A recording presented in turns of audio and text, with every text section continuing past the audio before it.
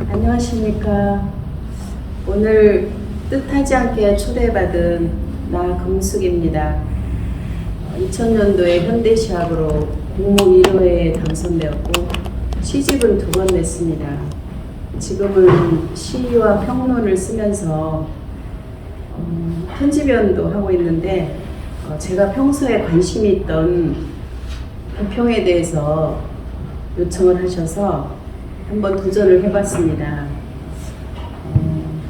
루이스 타이슨의 책을 소개해 주셨는데 비평 이론의 모든 것, 여러분도 갖고 계신지 모르겠는데 우리가 알고 읽어왔던 어떤 책보다 친절했고 또 알기 쉽게 쓰여 있어서 우리가 어렵게 느끼는 비평의 그 언덕을 넘어가기가 조금은 쉬웠습니다.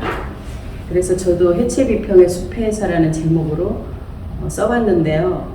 제가 이 비평을 써보기는 했지만 이론을 강의를 해보진 않았기 때문에 원고 정리한 것을 대부분 읽어가면서 할 것입니다.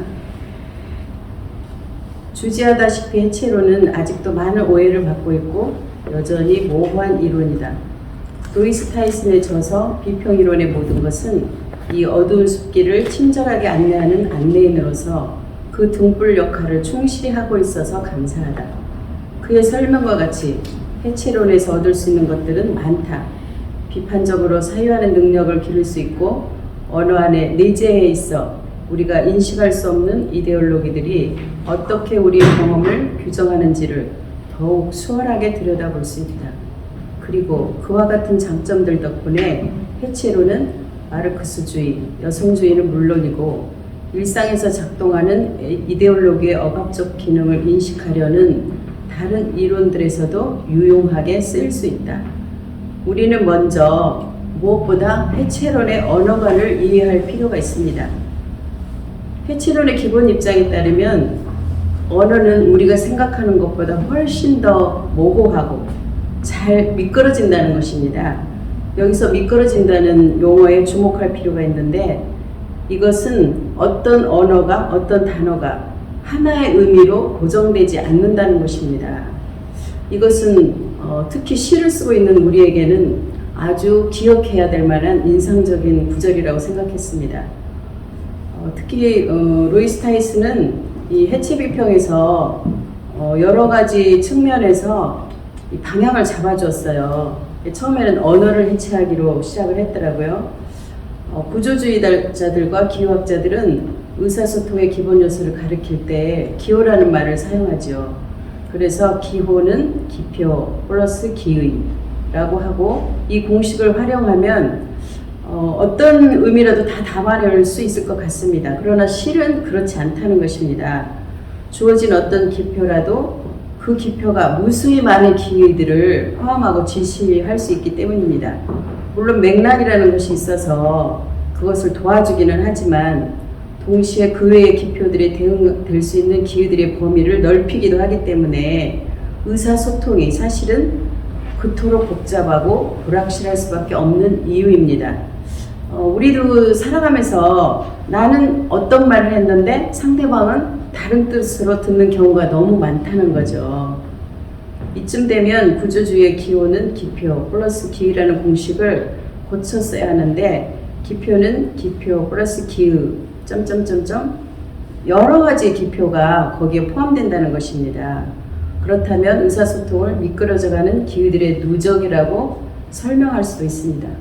여기에서 어떤 시적인 강한 임팩트가 오지 않습니까? 미끄러져가는 기의들의 누적. 이 말을 잘 기억하시면 시를 쓸 때 많은 도움이 될 것입니다.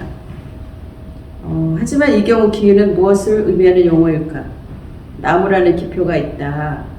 그럴 때 우리는 나무 하면 상상 속에서 내가 떠올리는 나무가 각자가 다 다르다는 것을 상당히 길게 설명하고 있어요. 이 루이스 타이슨은 아마 자기가 살던 그 지방에 오하이오주 살았나 봐요. 나무 하면 그늘, 소풍, 등산, 아마 쇄골이 부러진 적도 있었나 봐요. 쇄골골절, 도보 여행, 오하이오주의 호키 힐즈 어떤 언덕인가 봐요. 나무를 할 때 생각나는 그런 기표들이 떠오른다는 거죠.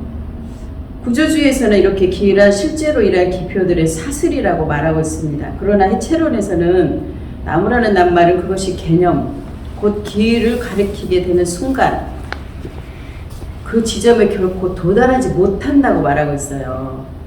내가 바라는 기표는 내 머릿속 기표들의 사슬이며 그 기표는 내 발화를 접한 누군가의 머릿속 기표들의 사슬을 환기시킨다는 거죠.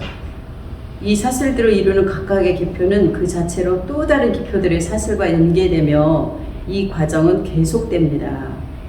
그래서 그 아래쪽으로 가서 데리다의 말로 표현하면 우리의 언어 자체, 기표들의 놀이 너머로 나아갈 수가 없다는 것입니다. 우리가 잡을 수 있는 의미는 기표들의 놀이가 남기고 간 정신의 흔적뿐입니다. 그리고 이 흔적은 우리가 낱말을 정의하는 바탕이도 한 차이들로 이루어집니다. 여기에서 우리가 알고 있는 그 유명한 차연이란 말이 나왔어요. 프랑스 말의 동사 디퍼러, 이게 영어로 발음하는 거라 프랑스 말로는 어떻게 하는지 모르겠어요.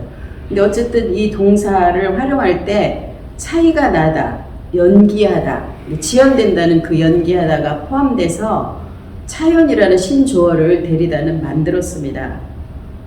여기서 다음의 점이 궁금해질지도 모르겠습니다. 언어가 겉으로는 일종의 안정된 의미를 지시하는 것처럼 보이지만 실제로는 그러한 의미라는 것이 존재하지 않는다면 대체 우리는 왜 언어를 사용해야 하는가? 그러나 데리다는 우리가 어떻게든 언어라는 도구 외에는 사용할 것이 없기 때문에 활용해야 된다고 주장을 합니다. 그러나 뒤로 넘기시면 언어라는 기존의 도구를 활용하더라도 이전과는 달리 언어의 견고함과 안정성을 신뢰하지 않는다면 우리는 언어로서 그때그때 필요한 무언가를 만들어낼 수 있을 뿐 아니라 또 여기에서 우리 시인들이 주목해야 될 이야기가 나옵니다. 새로운 사유 방식에 적합하도록 언어의 용법을 확대시킬 수도 있다. 상당히 매력적입니다. 저도 이 해체비평을 읽어가면서 데리다가 우리 시인들에게 굉장히 많은 어떤 지표가 되었고 도움을 준 사람이었다는 것을 다시 깨달았거든요. 이러한 용법의 확대로 데리다가 직접 보여주는 사례 가운데 하나가 바로 삭제다. 이 삭제란 말도 굉장히 매혹적이더라고요. 삭제는 말 그대로 낱말을 지우는 것인데 흔적도 없이 완전히 없애는 것이 아니라 해당 낱말을 적은 뒤에 그 위에 가위표를 긋는 것이다. 이것은 기존 낱말을 새로운 방식으로 사용하고 있음을 보여주려는 데리다의 의도입니다. 우리를 만들어내는 것이 언어이며 언어 바깥으로 나가는 것은 불가능하다는 해체론의 주장을 고려한다면 중요한 것은 언어를 새로운 방식으로 확장시키는 일이 우리에게 주어졌다는 거예요. 우리는 태어날 때부터 언어 안에서 존재하고 생각하며 바라보고 느끼기 때문에 언어 밖으로 기표들의 놀이 밖으로 빠져나갈 도리는 없어요. 언어가 없이 우리가 어떻게 생활을 하겠습니까? 그렇기 때문에 우리가 우리 자신과 세상을 바라보고 이해하는 방식은 언어의 지배를 받으며 또한 언어를 통해 바라보고 이해하도록 배웁니다. 말하자면 언어는 우리 자신과 세상에 대한 경험을 매개합니다. 여기까지는 우리가 지금까지 배워온 것입니다. 더불어 여기서 해체론은 언어를 전적으로 이데올로기를 또는 신념 및 가치 체계로 이루어져 있으며 그 이데올로기들은 어떤 문화에서든 어떤 시점에서든 작동한다는 것입니다.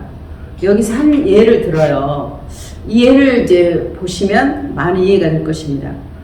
언어가 이데올로기와 어떤 관련이 있는지, 어떻게 변화된 대로 또 작동이 되는지, 이는 많은 남성과 잠자리를 갖는 여성에게는 지저분한 계집이라는 단어를 쓰는데 반해 많은 여성과 잠자리를 갖는 남성에게는 정력 센 남자라는 똑같은 단어인데 똑같은 일을 한 사람인데 여성에게는 SLUT라는 단어가 붙고 그래서 뭔가 이렇게 수치스러운 그런 단어가 붙고 또 남성에게는 반대로 정력 센 남자 STUD라는 단어를 쓴다는 사실에서 우리는 이데올로기와 언어의 관계를 확인할 수가 있습니다.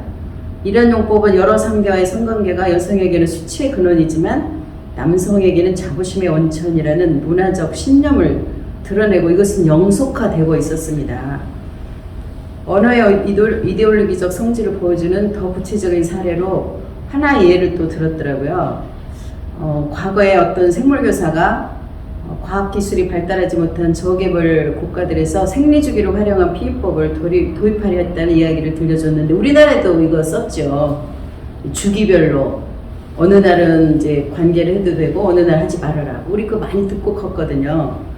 그래서 이것을 위해서 빨간 구슬이 나오는 날에는 성관계를 하면 안 되고 흰 구슬이 나오는 날에는 해도 되는 그런 장치를 나눠줬는데, 몇 달 뒤에 그 장치를 사용하라고 하고 통계를 내보니까 변함이 없는 거예요. 이상하잖아요.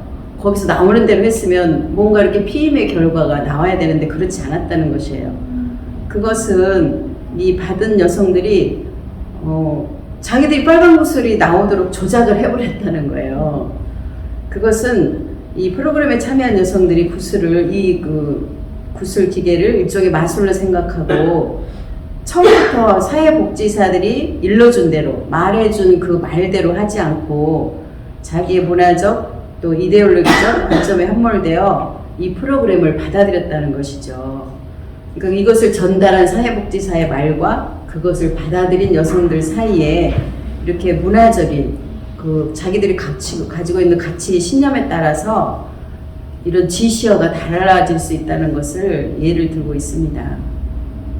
그래서 구조주의는 이런 양극단, 이양 대립을 설정해서 경험을 개념화하려는 경향이 있는데, 그래서 선이라는 낱말을 이해하고자 할 때 악이라는 낱말을 대립시키는 거죠.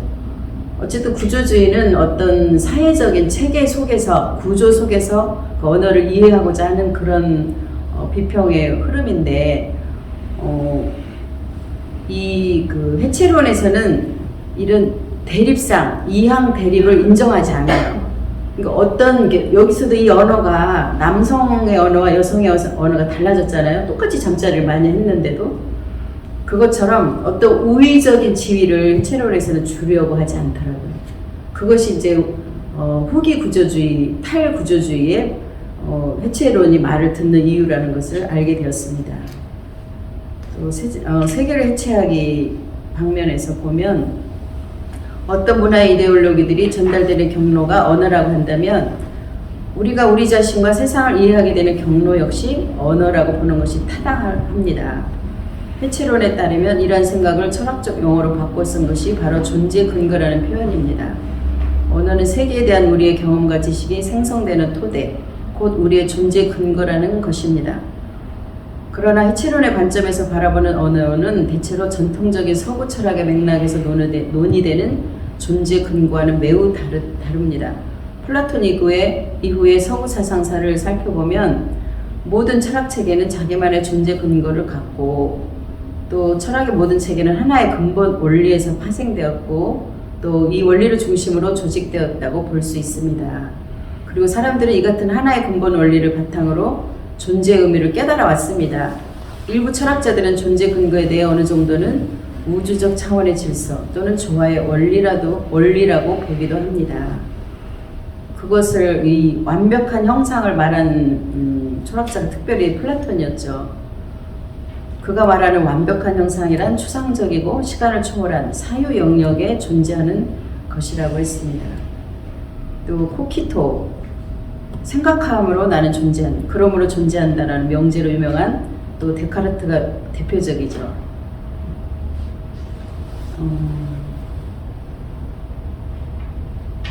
인간의 언어와 경험이 인간 의식 선천적 구조에서 만들어진다고 보는 구조주의자들의 견해에서 또한 이것을 확인할 수가 있습니다.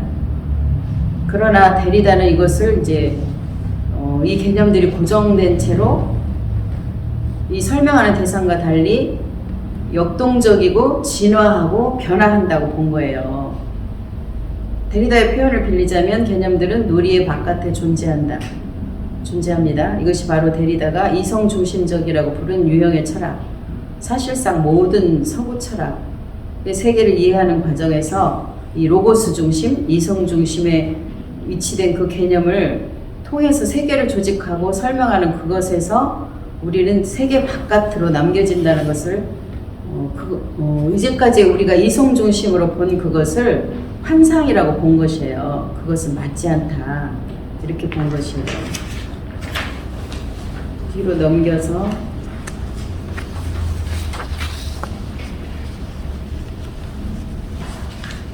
인간의식의 선천적 구조 등은 그 자체가 인간이 만든 개념이라는 점에서 인간 언어의 산물일 수밖에 없는데 어째서 언어의 애매성밖에 머물 수 있는가?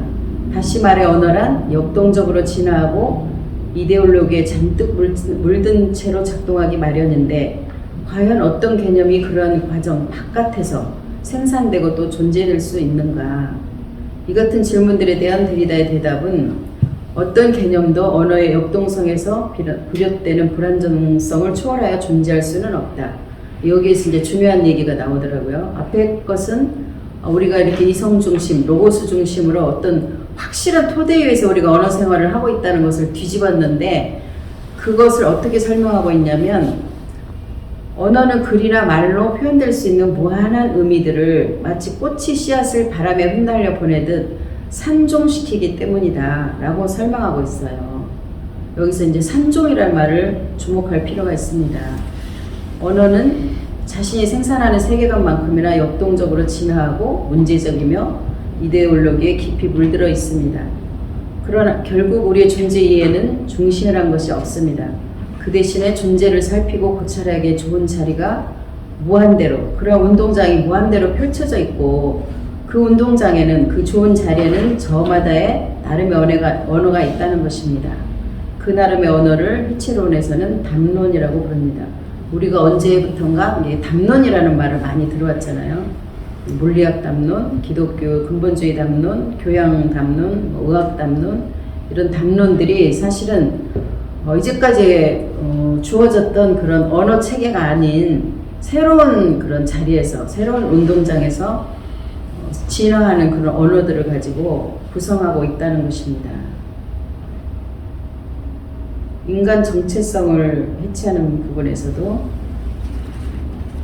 중간 부분에 가면 언어는 이데올로기들이 경쟁하는 불안정하고 불분명한 각축장이므로 데르다의 시각으로 말하는 것입니다. 해체론의 시각에서 우리 자신도 이데올로기들이 힘을 겨루는 장이 된다는 것입니다. 우리 존재 자체가요.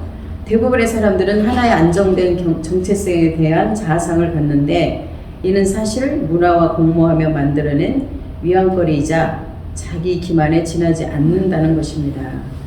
문화 또한 스스로를 안정되고 일관된 것으로 인식하려 들지만 실제로는 매우 불안정하고 파편화되어 있기 때문입니다. 정체성이라는 말 자체가 우리가 하나의 단일한 자아로 이루어져 있다고 우리가 이해하고 왔죠. 그러나 사실 우리는 파편화되어 있죠. 하나의 정체성만을 가지고 있다고 말할 수가 없죠. 다중인격자라는 말이 나올 정도로 사실은 우리는 매 순간 수없이 갈등하는 믿음, 욕망, 두려움, 불안, 의도 등으로 구성되는 복합적이고 파편화된 존재입니다. 그러나 우리가 성장해 가면서 이것을 해결해 나가는데 그 방법이 문화 속 이데올로기 대립과 모순들을 언어를 통해 내면화하게 되면서 불투명하고 파편화된 언어가 생산하는 파편화된 경험을 거부하고 그 갈등과 모순들을 우리 자신과 다른 사람들에게 적합한 것으로 변모시키는 법을 성장 과정에서 저마다 찾아내기 때문입니다. 찾아낼 수 있다는 것입니다. 또한 그 노력이 필요하다는 것입니다. 우리가 각자가 파편화되어 있기 때문에 사실은 이런 나와 내가 이런 파편화된 상태에서도 서로 소통하기 위한 방법을 찾아내지 않으면, 노력하지 않으면 안 된다는 것이고 또 그렇게 할 수 있다는 것입니다. 또 문학을 해체하기가 이제 저희에게는 가장 입맛에 맞고 또 설명하기도 좋고 이해하기도 쉽습니다. 지금까지 논의한 해체론에 관한 내용을 세 가지로 요약 정리해보면 첫째, 해체론에서 언어는 표현 가능한 의미를 끊임없이 흩뿌린다는 산종한다는 점에서 모호하고 불안정한 동시에 좋은 점은, 그 장점은 역동적이라는 것입니다. 둘째, 해체론에서 존재는 중심도, 안정적인 의미도, 고정된 토대도 갖지 않습니다. 셋째, 해체론에서 인간 존재는 파편화된 존재이자 이데올로기를 경쟁하는 각축장이며 인간의 정체성 자체가 자기 자신이 발명하고 스스로 자기 것이라고 믿는 어떤 것에 지나지 않습니다. 다들 눈치챘겠지만 여기서 핵심어는 불안정한입니다. 그렇다면 해철원이 바라보는 문학 역시 어떤 것일지 쉽게 짐작할 수 있습니다. 그렇지 않습니까? 불안정한이라는 말을 핵심어로 봤기 때문에 문학의 구성 요소가 언어인 이상 문학도 언어와 마찬가지로 모호하고 불안정한 동시에 불안정하기 때문에 또 역동적인 무엇이 될 수밖에 없다. 그것은 이제 우리에게 무한한 가능성을 주는 것이죠. 문학 텍스트 해체의 목표는 크게 두 가지가 있는데 하나는 그 텍스트의 결정 불가능성을 드러내는 것입니다. 그것을 해결해 주는 것이 아니라 드러내 주는 것이죠. 결정 불가능성이 말해주는 것은 독자와 텍스트 모두 언어가 수행하는 의미의 상종과 불가분한 관계로 얽혀 있다는 것입니다. 독자와 텍스트는 언어라는 배틀이 끊임없이 작동하는 가운데 엮이고 짜인 실들과도 같습니다. 그 다음에 말도 아주 중요하더라고요. 특정한 의미는 다만 한순간의 의미일 뿐이며 필연적으로 더 많은 의미들이 그 자리에 들어서게 되는 것입니다. 이 부분을 시인들이 주목한다면 우리가 지금까지 써왔던 진부하고 낡고 내가 이렇게밖에 쓸 수 없을까? 하는 고민에서 많이 해결될 거라고 저는 알게 됐어요. 우리가 어떤 의미를 붙잡아서 그거를 언어로 이렇게 지면에 옮기는데 그 의미는 사실은 한순간의 의미일 뿐이고 필연적으로 내가 써내는 그 언어의 의미 이외에 더 많은 의미가 그 자리에 들어설 수 있다는 거예요. 그러니까 얼마나 우리에게는 이 불안정한 텍스트를 해석하는 이 해체비평의 방법이 오히려 우리를 무한대의 광장으로, 운동장으로, 광야로 이끄는 아주 좋은 그런 방법이라는 것을 알게 되었고 또 말씀드릴 수 있습니다. 그 다음에 내려가서 즉 문학이건 다른 무엇이건 간에 텍스트가 언어로 이루어져 있는 한 모든 텍스트를 구성하는 표현 가능한 의미들은 한정되지 않고 복수로서 존재하며 서로 모순되는 양상을 보이기도 한다는 사실을 예증하는 것입니다. 이 말도 아주 중요해요. 우리가 좋은 시라고 할 때 좋은 시는 한 가지 측면으로 읽히면 그것은 이제 좋은 시라고 할 수가 없거든요. 좋은 시는 시대를 두고도 계속 읽히고 고전이라고 말해지는 이유가 여러 상황에서 여러 사람들에게 충족감을 주기 때문에 그렇습니다. 그렇게 쓰려면 여기에서 말하는 대로 텍스트를 구성하는 표현 가능한 의미들이 한정되지 않고 복수로 존재하고 서로 모순된다는 양상을 우리가 보아내는 시각이 있어야 된다는 것입니다. 이런 돋보들은 언어 및 우리 자신을, 우리 존재에 대해서도 언어의 모든 산물이 얼마나 풍요롭고 흥미진진한지 때로는 불안을 야기시키기도 하는 그런 의미의 확산이 사실은 우리에게 특별히 글을 쓰고 또 이렇게 비평을 하는 우리에게 얼마나 흥미로운지를 상기시켜주는 유익한 시도가 될 것입니다. 여러분이 로이스 타이슬의 책을 가지고 있지 않은지 모르겠어요. 만일에 안 갖고 계시다면 꼭 구비하시기를 권하고 싶습니다. 그 다음에 제가 고른 시는 이 텍스트와 관련된 전에 제가 발견했던 시인데 굉장히 흥미로웠거든요. 그래서 일단 그냥 올려봤어요. 제가 한번 읽어볼게요. 이거는 이런 실험시를 많이 쓰는 성규환이라는 시인의 시인데 한 6, 7년 전에 발표된 것입니다. 당신의 텍스트는 나의 텍스트, 나의 텍스트는 당신의 텍스트, 당신의 텍스트는 텍스트에다, 나의 당신의 텍스트는 텍스트, 나의 텍스트는 텍스트의 당신, 텍스트의 당신은 텍스트에다, 당신의 나는 텍스트의 텍스트, 텍스트의 나는 텍스트의 당신, 당신의 나의 텍스트는 텍스트, 나의 당신은 텍스트의 텍스트. 무엇을 연상할 수 있습니까? 앞에 우리가 읽어내린 그 설명을 바탕으로 보면 이것은 텍스트를 가지고 우리가 무한대의 꿈을 꿀 수 있고, 무한대의 그림을 그릴 수 있고, 무한대의 상상력을 현실화시킬 수 있다는 시라고 느꼈습니다. 어쨌든 해체 비평가는 핵심 주제와 관련하여 텍스트 내에서 모순관계를 이루는 의미들을 탐색하며, 특히 텍스트가 이 말도 아주 매력이 있었어요. 텍스트 자체가 미처 의식하지 못하는 자기 모순에 초점을 맞춘다는 거예요. 그것을 찾아낼 수 있고 찾아내야 된다는 것이에요. 우리는 단순히 그냥 1차적으로만 텍스트를 읽죠. 어떤 시를 읽죠. 그러나 시 자체가 독립해서 자기를 발화하고 있다는 거에 계속 얼마나 좋아요. 우리의 독법이 또 비평의 방법이 그렇게 바뀌어야 된다는 도전을 받았습니다. 그리고 이를 통해 텍스트 내부의 이데올로기의 체계를 찾아내고 그 한계를 이해하려고 하는 것이 해체 비평가라는 거죠. 이 과정을 확실히 파악하는 가장 좋은 방법이 우리가 사랑하는 로버트 프로스트 가지하는 길 쓴 유명한 미국의 시인 있죠. 그의 탁월한 시가 담장고치기라는 시가 있더라고요. 누가 한번 큰 소리로 읽어주시면 좋겠습니다. 마이크가 나올까요? 선생님, 네? 저쪽에서 읽어도 마이크가 나올까요? 네, 큰 소리로. 네. 제가 읽어보겠습니다. 네네네. 담장을 싫어하는 무엇이 있어 그 아래 언 땅을 부풀게 하여 위에 있는 돌멩이들을 햇빛 속에 쏟아뜨린다. 두 사람이 지나도 될 틈을 만든다. 사냥꾼들이 저지른 일은 별개의 것이다. 나중에 나는 와서 그들이 마구 헐어놓은 돌멩이들을 바로 고쳐놓는다. 허나 그들은 숨어있는 토끼를 쫓아내려고 그랬다. 울부짖는 사냥개들을 즐겁게 해주려고. 내가 말한 틈이란 아무도 모르는 사이에 생긴 것으로 봄철에 고칠 때야 드러나는 것이다.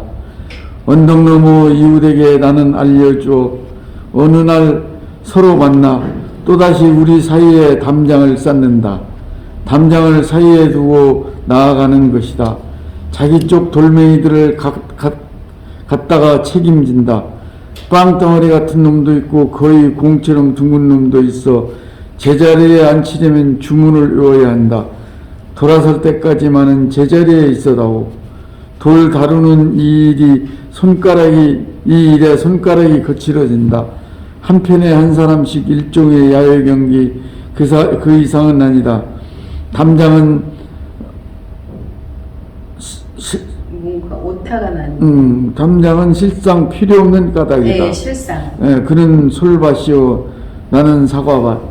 내 사과가 건너가 솔방울을 주워 먹겠느냐고 말해보지만 그는 울타리가 튼튼해야 이웃 사이가 좋지요라고 말할 뿐이다. 봄이 나를 장난스럽게 만들어 한번 그를 시험해 본다. 왜 그렇다는 말이요? 그건 소가 있는 곳에 맞는 말이 아니요? 여기엔 소가 없어. 담장을 세우기 전에 그 용도를 알고 싶고 누가 손해볼 사람인가 또 알고 싶은 것이요. 담장을 싫어하는 무엇이, 허물뜨고 싶어 하는 무엇이 있어. 요정이라 말해도 되겠지만 요정은 아니고 그 스스로 알아주기를 바랐던 것이다. 그는 양손에 돌대가리를 꽉 쥐고 구석기 시대 야만인처럼 무장하여 다가온다. 내가 보기에 그는 어둠 속에 움직이고 있다. 그 어둠은 숲과 나무 그림자의 어둠만은 아니다. 그는 아버지의 말씀을 어기지 않으려는 것이다. 때마침 잘 생각했다고 그는 또 한 번 주장한다. 울타리가 튼튼해야 이웃 사이가 좋지요. 네, 감사합니다. 이 시를 텍스트로 말하자면 하나의 주제로서 구조화하는 수능성과 비수능성 사이에 이항 대립을 이야기할 수 있다. 이 말은 무슨 뜻이냐면 이웃, 그러니까 이 화자인 담을 사이에 두고 이 시를 쓰고 있는 이 화자와 그 이웃 간에 어떤 대립이 있다는 거예요. 이 화자는 담장을 쌓지 말자는 거예요. 담장이 필요 없다. 그러나 이제 그 이웃은 아무 생각 없이, 아무 고려 없이, 원래 하던 거니까 담장 무너졌으니까 담장 만들어야 된다, 고쳐야 된다, 이제 이거죠. 이를 뒷받침할 증거로 텍스트 안에서 찾아낸 여러 요소들의 성격으로 미루어 볼 때 수능성, 그동안의 전통에 따라서 아무 생각 없이 수능하는 그 수능성과 비수능성의 대립은 보수와 진보 또는 전통과 자연 사이의 대립으로도 표현될 수 있을 것이다. 담장 고치기, 이 시의 경우 텍스트를 구조화하는 이항 대립은 화자와 그의 이웃 사이의 불화에서 명료하게 드러난다. 화자는 그동안 사람들이 따라온 전통이란 것이 현 상황에서는 더 이상 적절하지 않다는 이유로 전통의 비수능적 태도를 보인다. 사과나무가 경계를 넘어 그쪽 솔방울을 따먹을 리가 없다. 는 식구에서 볼 수 있듯이 화자는 담장이 너무 오래되어 어차피 제 기능을 못한다고 보며 내게 자연의 사건인 봄철, 봄은 짓궂은 계절이라고 말하면서 자기 자신을 좋은 의미의 자연과 결부시킵니다. 반대로 이웃은 구석기 시대의 무장한 야만인처럼 무조건 아무 생각 없이 담장을 이제 무너졌으니까 고치러 온 거죠. 그럴 때 구석기 시대의 무장한 야만인에 비견되면서 계몽되지 않은 존재에 비유하고 있습니다. 이처럼 담이 상징하는 낡은 전통이 없어져야 한다는 것을 알 만큼 계몽된 존재인 화자와 계몽되지 못한 이웃은 선명한 대조를 이루고 있습니다. 그리고 이상의 대립항들에서 특권이 부여되는 쪽은 비수능성과 진보, 그리고 자연, 그리고 화자라는 거죠. 우리들의 할 일은 유기의 질서와 모순되거나 이를 약화시키는 모든 것을 시 안에서 찾아내어 방금 언급한 대립항들을 해체해야 해체 비평이 된다는 거죠. 서로 다른 이항 대립만을 보아낸다면 그것은 이제까지 본 구조주의 비평이나 신비평을 넘어서지 못하는 거예요. 해체론의 용어를 사용하여 이 시를 공공연한 이데올로기적 기획이라는 측면에서 볼 때 이 시의 핵심 주제는 담장을 은유로 삼는 어떤 낡은 전통에 대한 무분별한 수능을 비판하는 내용이라고 할 수 있습니다. 시에 대한 해체적 독법을 좀 더 구체적으로 말하자면 시의 통일성 대신 내적 모순에 주목함으로써 시의 핵심 주제를 지탱하는 이항 대립들의 어느 한쪽도 다른 한쪽에 대해 특권을 지닐 수 없음을 밝히는 데 있다고 말할 수 있습니다. 이 말이 무슨 말이냐면 우리가 전에 이 시를 읽으면 이 화자는 이 담을 무너뜨려서 자연 그대로 두고 싶어 하는구나. 맞아. 이 화자가 갖고 있는 생각은 굉장히 진보적인 거야. 이웃과는 무슨 담이 필요가 있어. 여기까지 이제 보아낸다는 거죠. 그러나 이제 이것을 더 해체론인 방법에서 보면 이 시 자체에서 모순이 이제 드러나요. 이 화자가 담이 없어졌으면 좋겠다고 생각하지만 또 그것만은 아닌 구절들이 나타난다는 거죠. 이게 이제 원래 그 타이슨의 책자에는 더 굉장히 길게 자세히 설명이 나와 있습니다.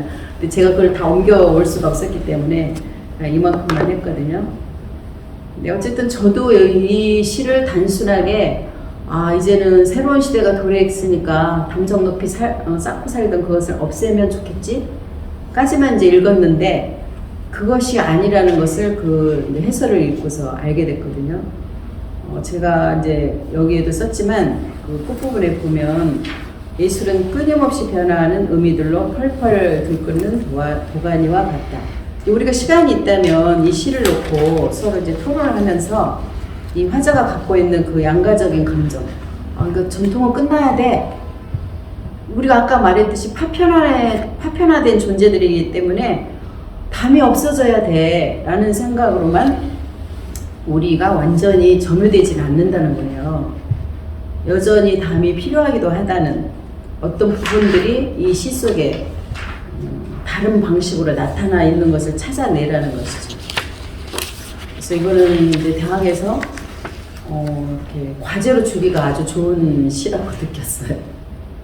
그래서 우리가 시간이 있다면 이 시를 가지고 여러 가지 이제 관점에서 이제 화자의 관점을 여러 가지 이제 서치라이트처럼 여러 측면에서 살펴보는 그런 시간을 가지면 참 좋겠다고 생각을 했습니다.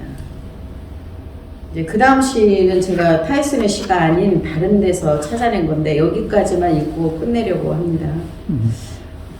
이 책은 이만식 선생님의 해체론의 시대라는 책을 전에 선물 받았었는데 제가 그 책에서 찾았습니다.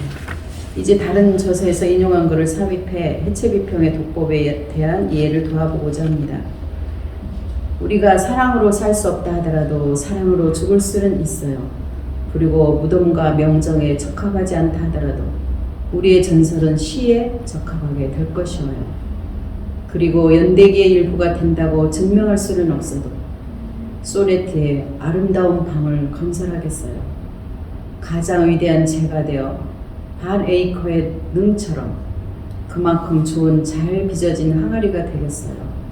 그리고 이러한 찬송가들에 의해서 모두가 인정할 것이어요. 사랑 때문에 우리가 성자가 되었다는 것을. 존던의 성자가 되다라는 유명한 시입니다. 존던의 성자가 되다라는 시는 신비평의 대표적인 평론지 중 하나인 클리언더 브룩스의 잘 빚어진 항아리에서 취급되는 대표적인 작품입니다. 저도 저를 가르치신 정중일 선생님이 제 등단작인 전원이라는 시를 처음 보셨을 때 이 잘 빚어진 항아리, 훈도라는 한자어를 써주시면서 잘 빚어진 항아리라고 하셨거든요. 그래서 그때 제가 처음 이 말을 알게 됐어요. 조나단 컬리는 해체 이론의 대표적인 저작 중 하나인 해체 비평에서 브룩스의 신비평적인 해석을 언급하면서 해체 비평의 실제 비평의 신뢰를 이 시를 가지고 제시를 합니다.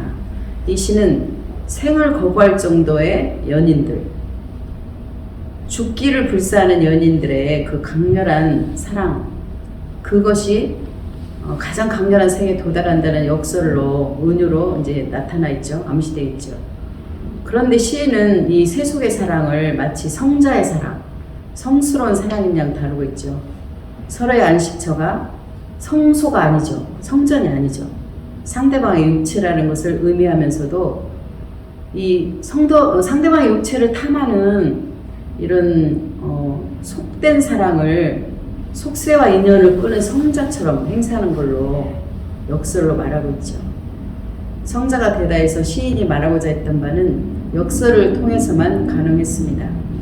종교적인 사랑의 위치가 세속의 사랑보다 더 높다고 생각할 수 없다는 발상의 전환을 전제로 하고 있습니다. 발상의 전환이 해체 비평에서 아주 중요하죠. 이 시의 성자적이며 세속적인 결합, 즉 창조적인 상상력에 의해서 만들어진 결합은 다른 곳에서 재생산될 모범으로 여겨집니다. 자신을 항아리라고 찬양하면서 이 시는 항아리의 찬양을 합체하여 무언가 항아리와는 다른 어떤 것이 됩니다. 맑고 투명한 종결, 그냥 항아리로만, 잘 빚어진 항아리로만 종결되기보다 반복과 증식의 구조를 갖습니다. 이러한 해석은 신비평이 문학의 지평을 넓히려고 노력하는 반면 해체 비평은 텍스트의 무한한 자유놀이라는 무책임한 허무주의의 혐의를 받을 수도 있고 또 그런 혐의를 또 많이 받았습니다. 김진석 교수는 이미 포멀이라는 신조어인 합성어를 만들어 사용했습니다.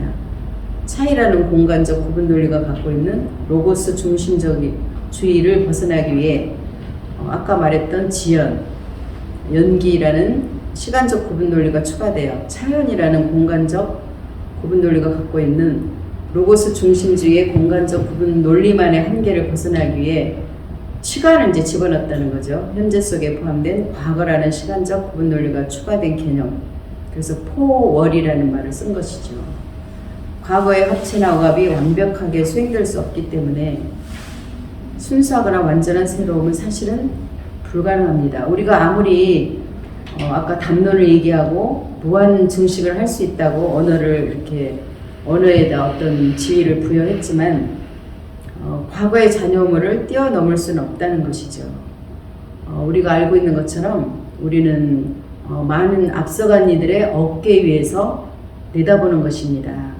그러므로 이제 과거의 잔여물을 지워버릴 수는 없지만 아까 삭제라는 말처럼 우리가 써놓은 어떤 언어를 지우고 거기에 어떤 새롭게 쓸 수 있는 그런 의미로의 확장, 그런 놀이의 기쁨이 해체 비평의 독법에는 있더라고요.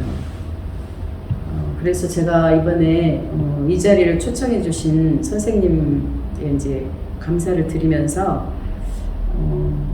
이런 새로운 이제 쓸 수도 있고 또 이런 텍스트를 받았을 때 비평할 수도 있는 기쁨에 대해서 어느 정도는 이제 개안을 하게 됐습니다. 저도 여러분과 같이 새로 배우는 사람으로 오늘 말씀드렸기 때문에 부족한 점이 많습니다.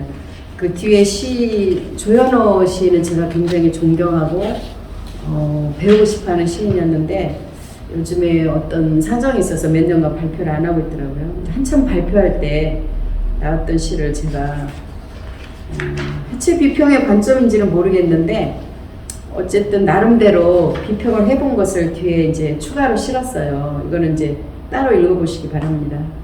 이거를 비평할 때 제가 굉장히 기뻤어요. 해체 비평을 공부한 때가 아닌데 굉장히 기뻤어요. 왜냐면 사람들은 이 시 보고 굉장히 욕했거든요. 조금 남았는데 맞아 읽을까요? 조현우 시인을 굉장히 욕할 때예요. 언어 한글 파괴자라고 말을 할 정도로. 근데 저는 이 시를 읽을 때 아까 그 사슬이라는 얘기가 나왔잖아요. 이 조현우가 쓴 언어가 사슬이 돼서 저에게 어떤 의미 부여를 하는데 제가 뒤에 쓴 비평 진짜 거짓말 안 하고 한 번에 쫙 썼어요. 그만큼 우리에게는 언어에 대한 그 무한대의 해석 가능성을 가진 DNA가 사실 있어요. 그러니까 이제 어려운 시, 난해 시, 뭐 해체 시 이렇게 거부할 필요가 없다는 권면을 여러분에게 드리고 싶어서 사실 이 시를 갖고 온 것입니다. 저는 시간이 많이 가서 생략하려고 했는데 읽어보겠습니다. 전에 저들이 그림자를 너무 멀리 달아나게 했다면 밝혀둔 불이 가진 문 뒤편의 그 종력은 얼마나 복잡한 우주인 채로 물체인 쪽만 가볍겠니. 나란히 놓은 두 그룹이 천사 악마 모두에게 어떻게 굴었는가를 얘기 나누면 차츰 흘리고 나서야 나는 비겁해졌다. 집이 어떻게 구부러지고 있는지를 잘 아니까. 잘 씻은 쌀을 넣어 꿰맨 여자의 이야기를 들려주고 떠나왔으니까. 조용히 곁에 머무는 것만으로도 나는 아무나의 좋은 시바지가 되어 있었다. 물과 칼을 합쳐 안개를 만들고 그 속에서 젖고 베이며 놀았다. 저녁으로 라는 지혜를 간절히 믿었다. 복잡해지는 순간 흐르는 단순한 빛 속엔 절구, 방망이, 물, 빨래판, 냄비꼭지 같은 태몽의 물체들이 올려져 있었다고 애를 낳고 동생이 말했다. 조현호의 태몽의 물체입니다. 그 뒤는 이제 제가 쓴 이제 짧은 비평문입니다. 환하게 불밝혀진 문 뒤편 복잡한 가정력을 통해 조현호는 세계에 접근하고 있다. 세계는 보이지 않는 정신보다는 보이는 물체 쪽이 훨씬 가볍다. 그렇듯이 거기의 가정력은 보이지 않는 쪽이 훨씬 무겁다. 그 무거움은 무릎을 나란히 하는 기도의 자세를 자주 연출하고 천사와 악마 사이를 오가게 한다. 그렇게 왕래하다 보면 사람들은 사물에 대해 분수를 알게 되고 무모함을 버리고 비겁해진다. 대부분의 집, 즉 가게는 뼈대가 온전치 못해서 날이 갈수록 구부러지고 틀어지기 마련이다. 그리고 그 구성원 중에는 먹고 살기 위해 잘 씻어 꿰맨 희생제물이 있기 마련이다. 여기서 여자의 조용히 곁에 있는 아무나의 시바지는 우주인 집의 먹잇감이자 제사장이다. 물과 칼을 합쳐 안개를 만들고 젖고 베이는 삶의 현장은 저녁이 되어야 부활의 아침이 온다. 복잡한 이승에서 단순한 한 줄기 빛이 탄생을 가져오는데 그 매개를 의외로 야구방망이, 빨래판, 냄비꼭지 같은 범속한 것들이다. 밤새 싸운 도깨비가 아침에 보면 다 다른 빗자루 몽둥이듯 말이다.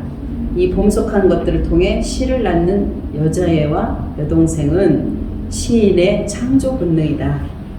제가 이거 써놓고 되게 기뻤거든요. 그 뒤로 참 우연의 일치로 조현호 시인에게 3년간 수학을 할 기회가 있어서 정말 많이 배웠습니다. 이거 쓰고 나서 좀 그런 것을 이제 뭐라고 해야 되죠? 하늘이 맺어준다고 해야 되나요? 그런 인연이 있어서 사실은 제가 오늘날 전공을 하지 않고도 많은 비평을 쓰고 있고 또 시를 향해서도 새롭게 많이 전진하고 있습니다. 아까도 말했지만 우리는 누군가의 어깨 위에서, 앞서간 분들의 어깨 위에서 더 멀리 보고 더 전진할 수 있습니다. 해체 비평이 이렇게 우리가 얼굴도 안 본 로이스 타이슨 교수님을 통해서 쉽게 접근할 수 있어서 참으로 감사합니다. 다음에 또 이런 기회 주시면 감사하겠습니다. 수고하셨습니다. 네.